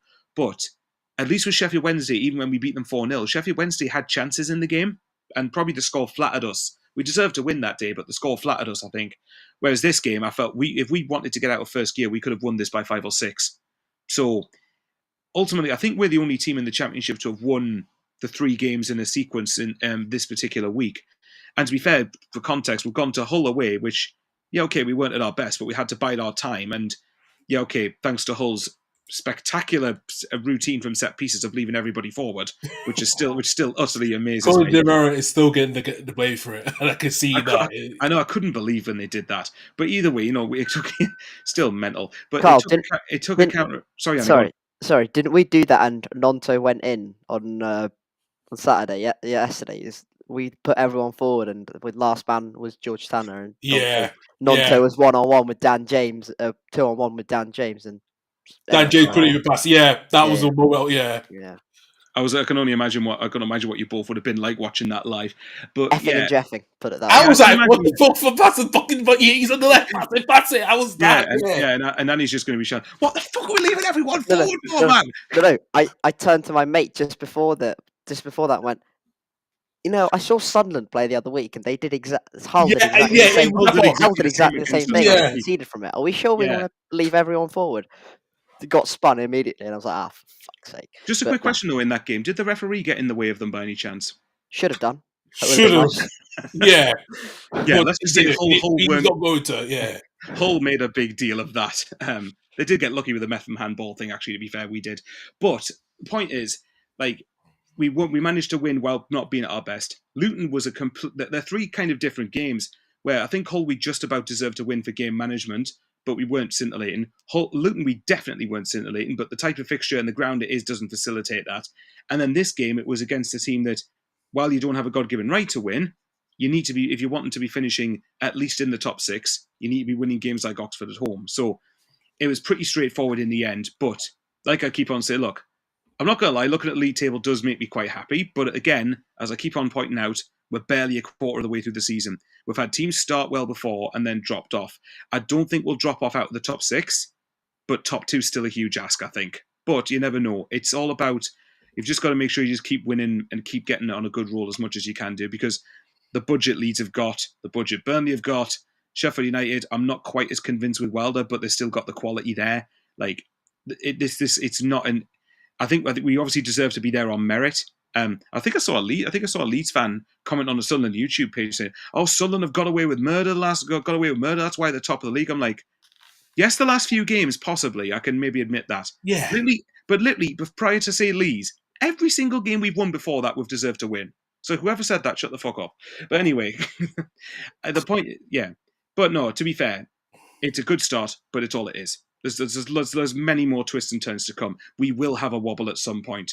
So I think we need to try and amass a good number of points, and then when you do have the wobble, it's less not catastrophic, but it could be less costly. But yeah, so no, good win, not complaining. It's the first time I've seen us win 3 games in a week, so I'm going to enjoy it. Why not? Why not? Indeed. Can I just quickly say, I think the thing with Sunderland, I think I'm fully on, like, okay, this is a serious top 2 push now. This is a, like... You said that to me after Luton, didn't you? Yeah, I was like, Christ. And I'm the one trying to go, no. Yeah. No, you keep it, yeah. Because I was like... Because I looked at the fixtures and that midweek, and I was like, "Oh, Sunderland might struggle here, might get beat." I thought we'd get beat there, I must admit. Because I was like, "Oh, Luton away midweek, under the lights, tough place to go." To be able to withstand that kind of aerial bombardment is quite something, especially considering one of the things I'd have probably associated Sunderland with last season was a bit of flakiness. Maybe haven't got that physicality or that leadership, but obviously, I suppose Alan Brown and yesterday Simon Moore, wasn't it, in goal, kind of adding quite a wealth of experience. Chris Meffam as well is another good signing. Yeah, Chris Meffam. Yeah, of course, he's kind of a Rolls Royce centre back at Championship level. Keeping Dan Ballard on the bench weirdly, which is funny. But I think it's very open this season. It's not going to be 91 points needed to get into the... it won't be. No, it's not to going the bloody to be top 2. Like, Leeds got ridiculously unlucky last season, but I think you'd be daft to ignore Sunderland at this point for a top 2 push, because it's not like you're winning every game 1-0 and you're kind of scraping along and you're just about hanging in there and maybe getting dominated in some games. You're quite stoic. You're quite good defensively, but you've got some serious quality up front, and Isidore, as you mentioned, Mundell, Roberts, and obviously Bellingham and Rigg are really good in midfield alongside Dan Neil. So I'm not looking at it going, "Oh, that's a massive difference in quality compared to a Burnley or a Leeds." I'm looking at it going, "Okay, probably a slightly better team on the whole, but it's not a massive disparity." And I'm looking at the Sunderland team going, Christ, this team could seriously challenge if this kind of, because the results will at some point start to, they'll fluctuate. Yeah, there will be a drop at some point, won't there? There will be fluctuation, but I don't foresee some like ridiculous 10-game streak without win, or like 6 losses in 7 or something like that, something stupid. I see enough consistency to maintain a top 2 challenge, to be honest. I really do, and I think Sunderland, if they've got the kind of, if nothing goes disastrously wrong for them, and Wilson Isidore gets a ACL injury or something like that. No, it would just be our luck, that. Yeah, then I could seriously see this team challenging, because it looks like they've got a manager who's shrewd, not a manager who's like, not a Russell Martin, sorry, who's gonna be like, I'm gonna play it this way, and that's the only way I'm gonna play, and no matter Plan B's make Plan A better and all that. Yeah, it's like they've got a manager who's like quite tactically aware, which is hard to find, and considering the fiasco over the summer of the manager, it feels like they've got quite a good appointment as well. So I'd be excited if I was a Sunderland fan, Michael. And I'd be looking at this team going, it's got some serious steel about it and some serious quality to maintain this top 2 push. to be fair, I think another good thing about it is that it comes back to the thing. I remember I said this exact game when we played against each other at this Stadium of Light at the end of last season when you talk about Victor Johansson turning into prime Buffon, I think Max O'Leary that game might as well turn into prime Buffon. But I said after that game, and I stood by it, that this team it shouldn't have finished anywhere near below 16th last season. It shouldn't have finished any lower than top 10, at worst top half, because the reason we did finish there, well, obviously one was because we had issues up front, but two, because Michael Beale. I'll never be able to get over that. Like, that was a way. If there's an appointment to kill your season, that is it in a nutshell. But I stand by it. Like, that team was competing in the playoffs until probably 3/4 of the way through the season, and it was a massive drop off when everything had turned sour that resulted in us doing what we did. And as I said, a good manager will get us competing at least for a top 6 place. I'm not going to lie, I'd be amazed if anyone is not surprised by the extent of how well we've started. I'm surprised by how well we've started. There's no way someone could have said to me, after 12 games, you'll be on 28 points. And I would have just probably laughed and said, you've either took too much drugs or you've drank too much alcohol. Like, one of the two. Or both. Well, yeah, I could more likely that. But I agree with something Annie said, that actually this league is a lot more open than what it was last year. And there was a very specific reason that at the end of last season, I wanted Leeds and Southampton to be the playoff final, because I thought, well, we're going to lose another of the relegated teams, and therefore it's going to be one less team to think about. I think on paper, Burnley and Leeds have better squads than us. I'm not going to deny that. I said at the start of the season, I stood by it. I said Burnley and Leeds have the two best teams, and in my opinion would make the top 2. I still fancy Leeds to win the league. I don't know what it is. I still think there will be enough know-how across the season for Leeds to get the title. I know. Dry your eyes, Carl. I'm not drying my eyes. I'm not drying my eyes. Okay. I'm just swinging my eyes, man. But, yeah, whatever. Well, no. I do, and it's probably sleep eyes. Don't worry about that. Yeah, it's just sleep. Yeah, no, but being serious, I still fancy Leeds to win the league, because I think. Okay, Luton was different in terms of physicality, but if I'm looking at it from a technical perspective, who was the best team that's impressed me? It's been Leeds by a mile. Like, Leeds have been by some distance the best I've watched us play, and I think Ellen Road, you will win enough games to at least make sure that you're in the top 2 at the bare minimum. I think Leeds win the league. So then I'm looking at the rest of it. If we are genuinely in a top 2 conversation, because if we keep this up, that eventually has to become the conversation. And if we're in a top 2 hunt, I'm looking at Burnley, who at the minute should have the players to be clicking, but they're not clicking at the moment. But I am well aware that could change. Sheffield United, I think we'll have enough to be in the top 6, but personally, I'm not convinced enough about them in terms of top 2, but I might be wrong. I've been wrong before. Luton, obviously, the other relegated side, haven't started great. And while I still think can mount maybe a top 6 push if they get a good run together, probably left it a bit too late for top 2. But then you look at everyone else. Blackburn as well have started. I don't see them being where they are at the moment. Watford, like Andy said before, I think the results probably will even out a little bit with Watford. Norwich and Borough, to be fair, this is another thing I didn't realise. This is why I wanted Norwich Middlesbrough to be a draw today. We're 9 points above 7th at the moment. Again, 12 games in, but we're 10 points above Norwich and Borough. Imagine if someone said that to you at the start of the season. Sunderland will be, especially before we got Regis Labrise and before he started to show what he's about. Like Borough, best example. A lot of people really rated Borough. Someone said to you after 12 games, Sunderland will be 10 points ahead of Middlesbrough. Then I'd be going, are we both in a relegation battle then?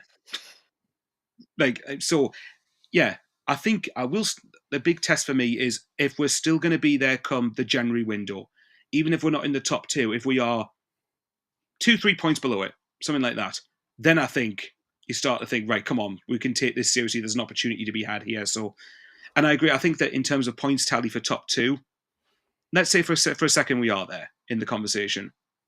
85 to 90 points, I reckon, probably gets you it this year. Maybe even the league, to be honest. It just depends if teams keep taking points off each other. So the way I look at it is I look at it from a mathematician point of view. I said before the international break for November, I want to be on 30 points at least. We're 2 points off that.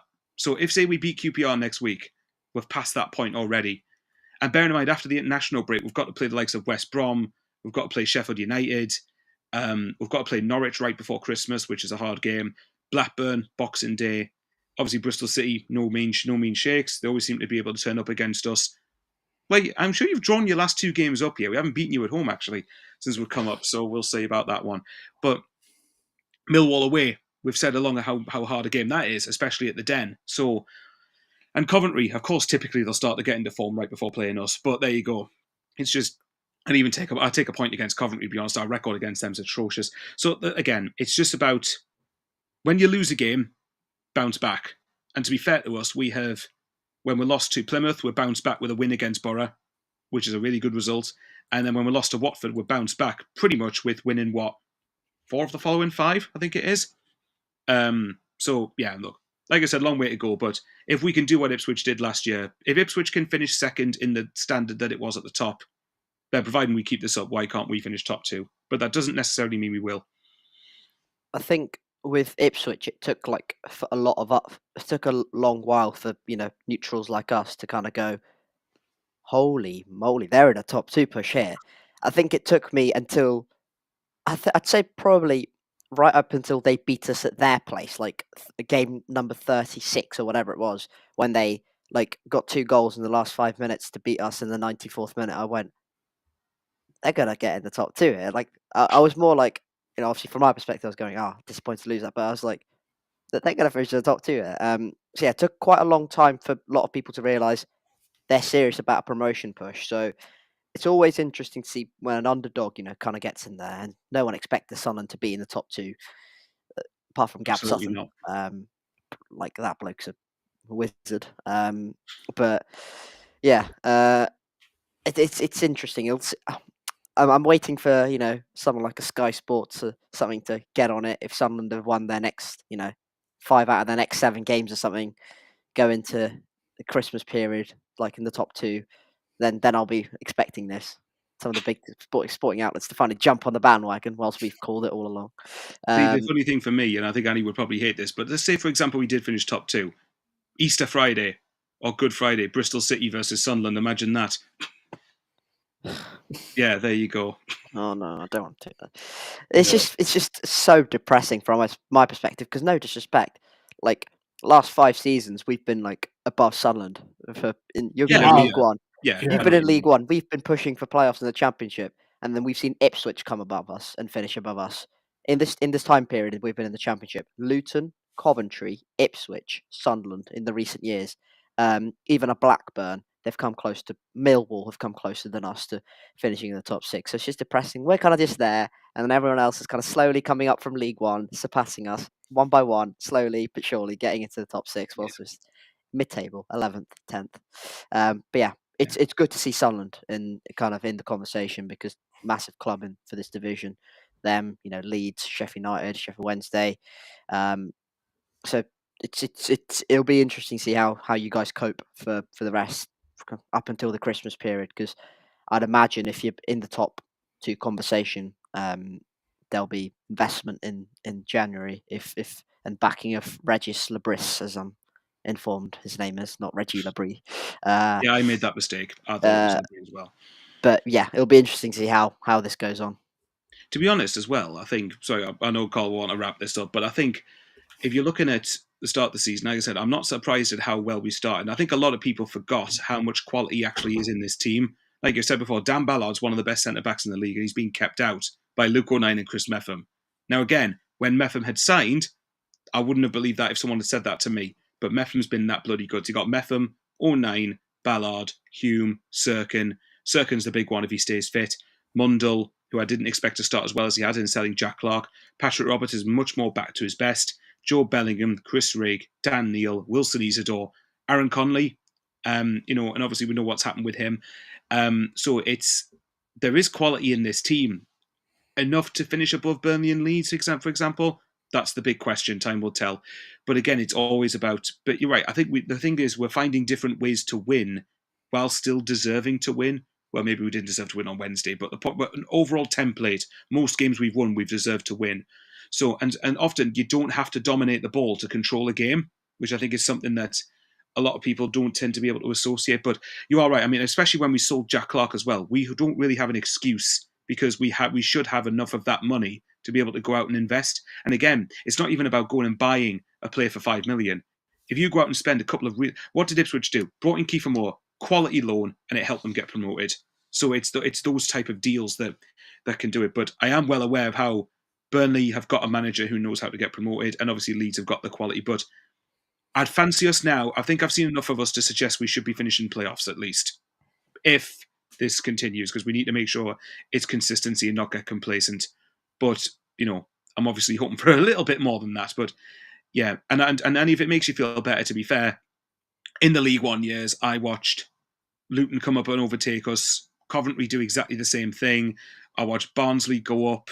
I watched Rotherham go up, come back down, and then go up again before we went up. I watched Wickham go up and come back down before we finally got our act together and got out of League One. So, well, I do feel your frustration. I do feel your frustration, to be fair. Just very lastly, if you finish above one of Sunderland, sorry, not Sunderland, if you finish above one of Burnley or Leeds, you're in the top two, aren't you? Like, I think I would imagine so, yeah. Unless one of the other teams does something remarkable. I think Sheffield United are very much in that conversation. Yeah, I think so. But I think if you finish one above one, I think if you finish one above Burnley, in my opinion, Leeds or Burnley, you're in the top two. I think. Yeah, I think Sheffield United will be upper playoffs, like third or fourth probably, but I don't see them having enough to be top two, because I think I've said before that when Sheffield United have come up against anyone at the top, they haven't won, I don't think. I think they drew away at Norwich. Good results in isolation, though. Went away at Leeds and got comprehensively beaten and probably should have lost by more. And Middlesbrough aren't a bad side either, and they lost. So I think Sheffield United will do well. Sheffield United will probably, for me, beat a lot of the teams that they should, and will probably, say 9 times out of 10, they'll beat teams, say 9th and below, for example. Yeah. But when it comes up against anyone around them, might get the odd win, a few draws, but I don't think they'll do enough against teams around them to do it. Whereas, from our perspective, last year we took 10 points off Luton away, Leeds, Middlesbrough, and Burnley. And I didn't know that until the other night. So that's pretty good going. But I'm with you. I think if we did finish above one of Burnley or Leeds, there's every chance we finish in the top 2. Feels like Sheffield United have got quality, like a lot of quality, but not as much quality as Leeds or Burnley, probably. Yeah, I'd agree with that. But yeah, so yeah, Carl, let's see if we both get top 2 at the end of the season. Hopefully, we're both very happy. I hope so. Happy as that. Oh, don't worry. Bristol City, you'll finish in the playoffs and win them. It's fine. Great, yeah. Yeah, and then we don't have to do this show next season. And then Andy can get stuffed, and he can do the championship panel on his own, and we can just leave him in the dirt. Yeah, please, that would be better. Gentlemen, very good analysis of the death. I was intrigued. I was very intrigued how long this was going to go. So I was glad that we've got to nearly an hour and a quarter, which is not bad. So I'll take that any day, to quite honest with you. Let's now finish off with looking at the table at the moment. So Sunderland 5 points clear ahead of Burnley, Leeds, Burnley. Can we put Michael's face on this? I love to. I love to look hardest to look miserable. Yeah. Fine. Burnley is above Leeds, just ahead of goal difference. Blackburn are still lost despite they're still above what despite losing to them 11 points. Norwich and Middlesbrough are only 10 points behind Sunderland, and Millwall got the late win as well. They are now 3 points behind, from behind 6th place. Blackburn Rovers going to the bottom. Portsmouth are now gone to the bottom of the table after losing to Sheffield Wednesday, but a big move for Coventry City to go from up to 18th place with that win on yesterday against Luton as well. Well, gentlemen, thank you very much as always as possible. I will put all your channels on in the details of our stream as well. But hopefully we'll see you guys next week as usual at 8:00. And like I said, I'll be back on next Saturday to do this Saturday show at 11:00 with myself and Douglas as well. And then we'll be back on here next Sunday at 8:00 as well as usual time with us three. Listen, I don't think we're not. I think let's just realize for the rest of the season, we're not going to get Ant on here because he's not going to come on. I can guarantee he's not going to come on by the end of the season. I'm just very quickly checking who Leicester have got next week. Let's see. Liverpool away. Liverpool away. Right. Okay. I think he's definitely not going to be coming on. He's definitely not going to come on. Do you imagine? Well, to be fair, Forest went and won at Liverpool, so just saying. Yeah, but. Ipswich away, actually. Oh, that's a massive game for them, actually, to be fair. Oh, yeah, it is Ipswich. Okay, then. So he says, Ant, this is for you if you're watching. If you beat Ipswich, and especially if Coventry lose to Borough, you've got no excuse. Forget your social life. You've let Carl and Nanny down last week. Don't let them down again. It was so let down. I couldn't believe it, man. I'm like, What the fuck? You said you were going to come on, man, because you would have been, because Michael's not going to be in. You could have come on, and we just, No, And then he said- imagine if you two guys go up, and then Ant just about scrapes 17th in the Premier League. With Steve Cooper drawing every game. It's a joke. I'm going to be left here on my own. Like, what am I meant to do? Oh, Like, you and got Nathan, you got Nathan could Nathan. go at it. You and Nathan, Nathan could do it. The seven side duel. That would be brilliant. Yeah, that it would arguments actually. on arguments, wouldn't it? Yeah, that's what makes brilliant content. Fisticuffs. It's a fair point, actually. It's a fair point, actually. Yeah, you'll be left alone. But you got Nathan, you got a few of the other guys on there. Even Rosathan might be back up next season, so you might have a few. Yeah, but they're just going to be as depressed as I am because we're all mid-table and all collectively useless. Hey, that's the beauty of it. That's the beauty of it. Come Or on. collectively just in the cluster in the middle, just going nowhere. Just... Yeah, that's it. Yeah. Meanwhile, we're going to get It's like United watching them win things. Yeah, it's like being a Jumbo Hearts fan. Yeah, and we'll play against Hibs. We know everything goes out the window form, but if any given day we might not beat Rangers or Celtic, but if we get them on the off day, it's a win for us, like a cup final. So. Hey God, this is going to be fun at the end of the season to see what happens. Imagine neither Leeds or Sunderland make top two and we're both still in this division. Yeah, yeah. No, what will happen now? We've said this.